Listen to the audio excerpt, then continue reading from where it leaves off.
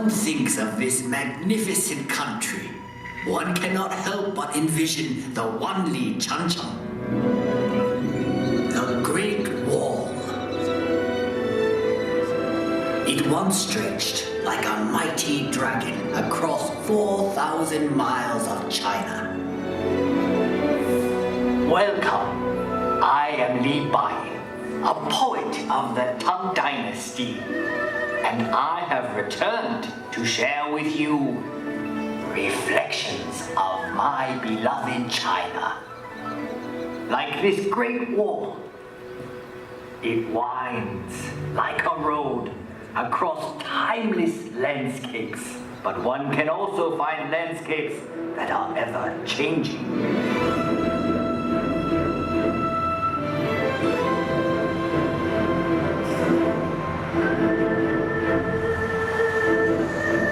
Shanghai, a city forever reinventing itself.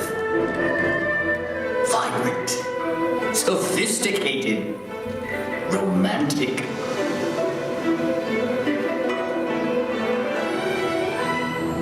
As Shanghai reflects modern China, historic Nanjing Road reflects modern Shanghai. Set your gaze across the Huangpu River and you will find a new China that reaches for the sky. Yet in this city of East meets West, one can still find treasures of Shanghai's stately European influence. Even in the hectic pace of modern China, there is always time for Tai Chi, a tradition that has endured for centuries.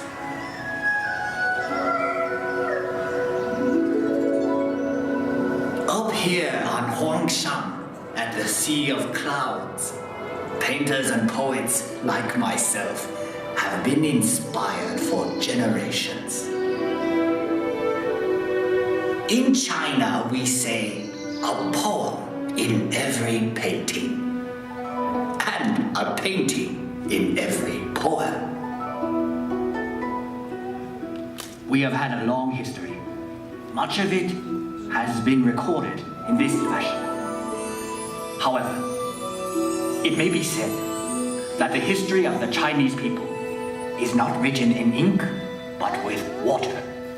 The mighty Yangtze River. A fellow poet once wrote, traveling against the currents of the Yangtze is more difficult than climbing to heaven. That may have been once true, but no longer.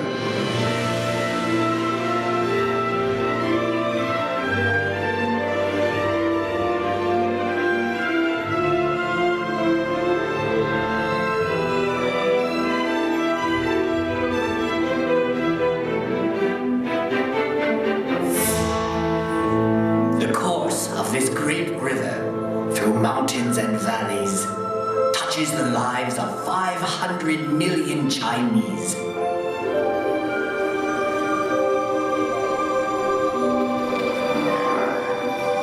There is no better example of China's harmony with water than Suzhou. This ancient city sits on the longest man-made waterway in the world. When Marco Polo traveled this way, he called Suzhou the Venice of the East. I suppose if I had traveled to Europe, they would now call Venice the Suzhou of the West. So vast is China that even within her borders are many exotic lands and contrasts. From the serenity of Heavenly Lake to the busy night market of Urumqi. Here one discovers that Xinjiang province is home to many ethnic peoples with their own unique customs and their own unique cuisines.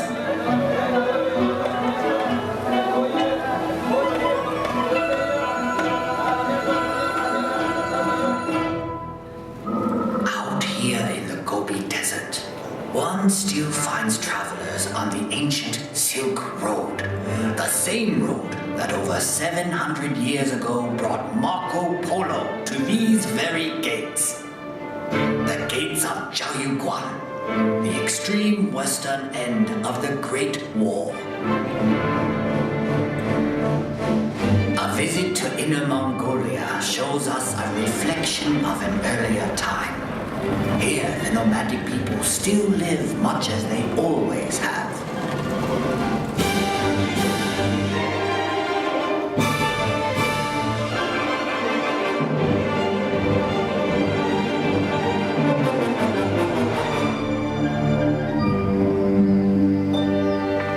Far to the south is Yunnan Province, home to many of China's national minorities.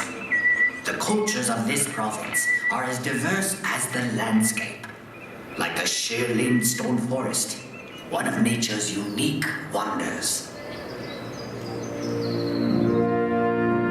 In the far northeast is Heilongjiang. Although winter here can last 6 months, the people celebrate by carving magical sculptures of ice.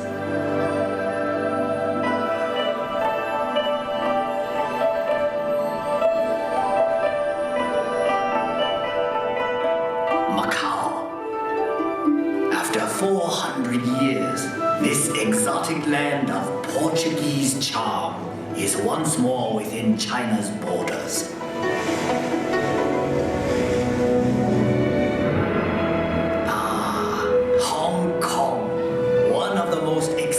Cities on Earth. A city steeped in Western culture, but still uniquely Chinese.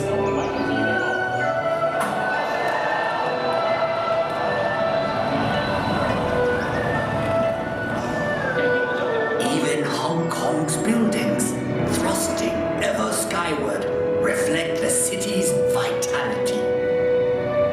Hong Kong, ever on the move.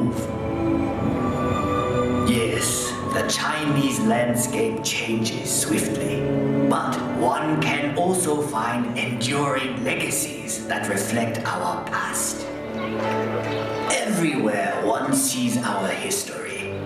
Ancient treasures like the 9-dragon screen reflect our traditions. Dragons were a powerful symbol of the emperor's authority. For centuries, the tombs of China's emperors have been watched over by these remarkable warriors of terracotta and these figures of stone. And for 800 years, this intersection of 3 rivers has been protected by a silent sentinel, the giant Buddha of Lishan. One can find a living legacy of China's past in the world-famous Peking Opera.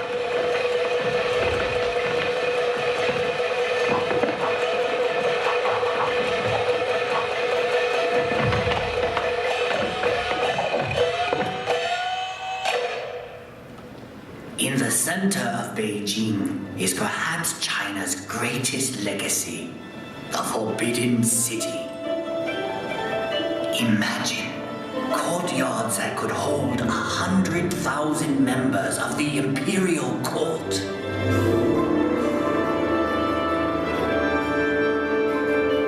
For 500 years, this vast walled city was the home of 24 emperors, the sons of heaven. But today, all the world can pass through this gate.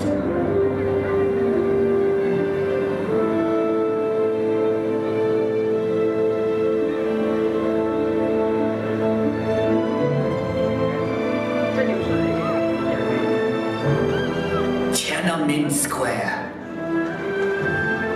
To stand here is to stand at the heart of China.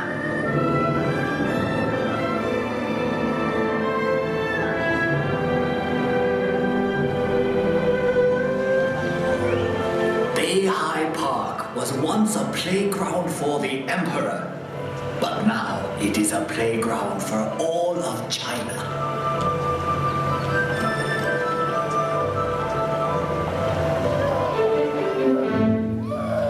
I have brought you to a place of unique beauty called Reed Flute Cave.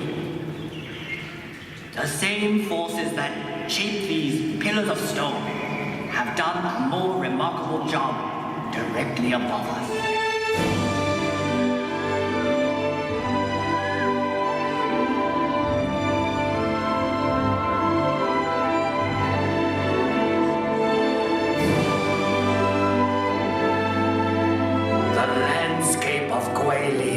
Is unsurpassed in all of China. Countless artists and poets have struggled to capture the unique beauty of this region. The Li River winds like a silver snake through these scattered dragons' teeth. I once wrote, "Whoever looks on this loses himself in eternity."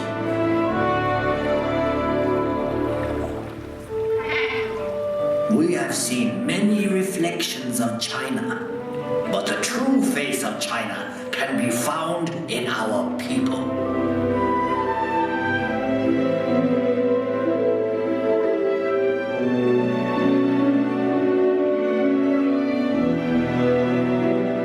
We have now come full circle. Sadly, that means this is where we must part. But I hope you will return to China someday. A wave of the hand now, and I am gone. Lowering my head, I dream that I am home. Until we meet again, 再见.